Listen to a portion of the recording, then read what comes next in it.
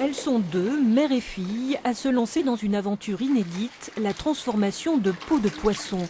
Et c'est dans leur garage qu'elles testent leur méthode pour obtenir du cuir après macération dans un produit naturel, l'écorce de mimosa qu'elles trouvent sur la dune du Pilat. C'est vraiment au feeling, c'est des tests, il y a des ratés, il faut rééquilibrer. Et on voit, on n'utilisera pas la même chose sur de la sole que sur du mulet ou encore sur du requin ou de l'arrêt. Certaines peaux sont plus capricieuses que d'autres, donc ça demande vraiment une minutie dans le dosage. Tout est artisanal, comme cette petite machine, prototype fait maison, car il faut tout inventer pour valoriser ces déchets, habituellement jetés par les marailleurs. On est en train de dérayer les peaux, de les étirer et d'enlever tous les plis qu'elles peuvent avoir.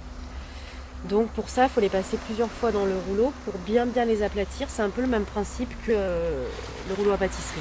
Et voilà le résultat, des cuirs étonnamment solides, obtenus à partir de truites, esturgeons, soles et autres saumons, pour l'industrie textile, mais aussi l'intérieur de bateaux de luxe. Une initiative soutenue par l'Europe et récompensée par le grand trophée APEC, car cette filière en devenir est destinée aux femmes de marins. Nous, ce qui nous intéressait, c'est de faire de l'emploi. Alors de l'emploi avec des femmes de marins, là, les femmes qui sont dans notre association sont assez vieillissantes. Mais il n'empêche que ça pourrait être aussi des emplois très ponctuels quand on a des arrivées de poissons et qui pourraient très bien se faire avec les métiers de la pêche. C'est en Finlande que ces pionnières sont parties se former.